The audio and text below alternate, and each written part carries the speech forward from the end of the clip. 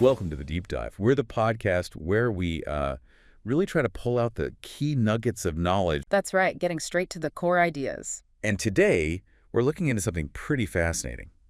This idea that, well, even without big titles, people can have a huge impact. It kind of challenges how we usually think about influence. It really does. We often look for leaders, the CEO, the person with the official role. But today's source, it introduces someone who didn't have those things, yet he's described in a really remarkable way. Yeah, it totally shifts the perspective. And the key figure here, the source highlights, is EPAPHRAS. You might know the name from Colossians chapter 4, verse 12 specifically. Right. So this deep dive is all about unpacking what it really means to labor fervently in prayer. We want to get beyond the sort of common ideas about it. And we've got an interesting source for this discussion. It's an excerpt from Rhapsody of Realities by Pastor Chris. So the mission today. The mission is to pull out the core insights about this very specific, intense kind of prayer the source describes, hopefully giving you a fresh look at dedication, at purpose. Yeah, a fresh lens on a level of, let's say, spiritual work that might actually surprise you. Okay, so let's get into this figure, EPAPHRAS. The source points us right to Colossians 4.1 Alte. It says, EPAPHRAS, who is one of you, a servant of Christ, saluteth you, always laboring fervently for you in prayers. That you may stand perfect and complete in all the will of God. That last part's crucial, too. Absolutely. But what strikes me first is he's not called pastor or prophet or apostle, not even deacon, just one of you, a servant of Christ. Yet the text gives him this really remarkable testimony. And I think a key insight there is just how focused it is. His whole identity, in this verse anyway, seems tied to one thing: laboring fervently in prayers for the saints, consistently. So it wasn't about his title or his public role. Exactly. It suggests impact isn't always about the platform. It can come from this deep, dedicated, maybe even unseen spiritual work. A powerful idea. That dedication you mentioned, the source says it's summed up in laboring fervently. That sounds pretty intense. It does. And the source goes deeper, right into the original Greek word. Yeah, agonizomai. What does that tell us? What's the significance there? Well, agonizomai fundamentally means to strive, struggle, contend, especially when there's opposition. It's got this sense of real effort against something. Okay, strive, struggle. And the source connects it directly to another verse, 1 Timothy 6.1, fight the good fight of faith.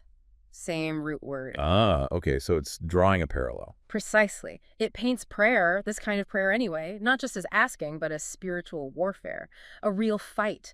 EPAPHRAS was, in a sense, fighting in the spirit for these people, contending for them. Wow. So that insight isn't just a definition. It's suggesting prayer can be an active, maybe even relentless battle.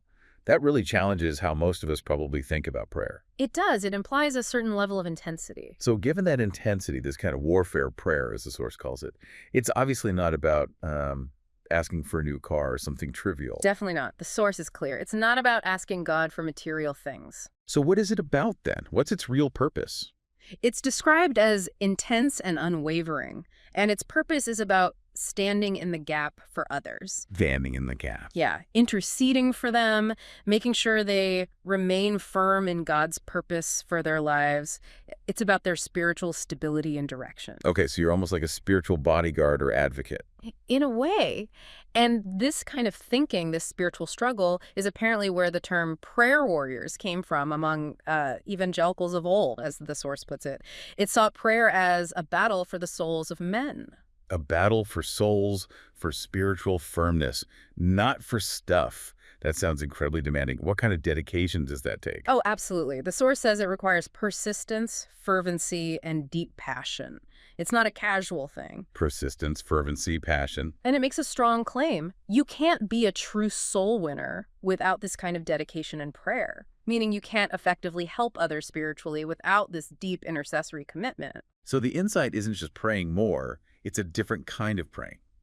A really demanding kind. Exactly. It's less about quantity and more about the quality and the spiritual investment. It's an all-consuming effort, emotionally and spiritually. That's the takeaway. Real intercession is like a spiritual marathon. That level of commitment, Yeah. it's pretty rare, isn't it? Oh. If you think about sustaining that kind of spiritual fight day in, day out, it's almost overwhelming to consider. It is. So for you listening, this brings up a practical question, doesn't it? Have you ever prayed like that? Have you really, truly fought in prayer for other Christians, maybe in your church, your city, even globally?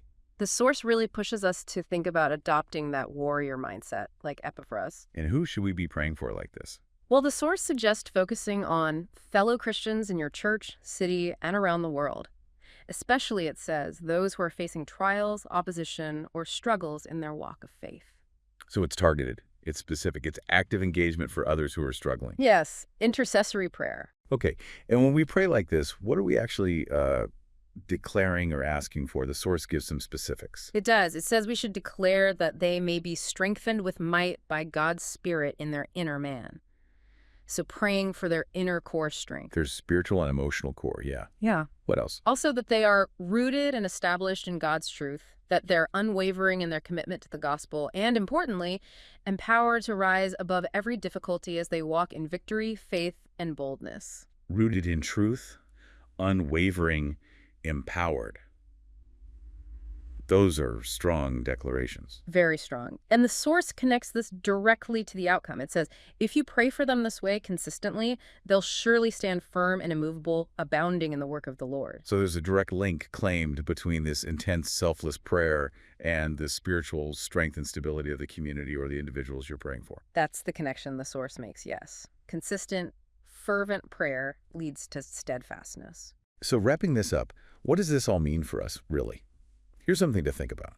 Imagine the collective impact if many people started praying like this agakinizomai kind of prayer, not for themselves, but for the strength and firmness of others, of communities, maybe even globally. How might that kind of unwavering, purposeful prayer actually change how we understand support, how we understand action, especially in a world that often feels, well, pretty divided? That's a powerful thought to end on. What could that collective spiritual effort achieve? Something to definitely mull over. Thanks for joining us on The Deep Dive. For more information on how you can grow spiritually using Rhapsody of Realities, please visit our website, www.rhapsodyofrealities.org, or you can also visit rin.rhapsodyofrealities.org/salvation. Thank you.